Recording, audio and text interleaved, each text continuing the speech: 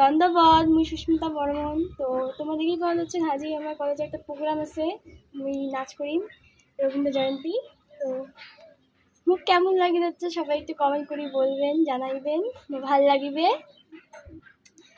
ও শ্বাসটা কেমন লাগিল একটু দেখ, মুই তোমাকে সব শ্বাসটা দেখাম ফুলটা। এদিকে আসো, আসো না, আমি শ্বাসটা দেখাম মনে হয়। ফুল একদম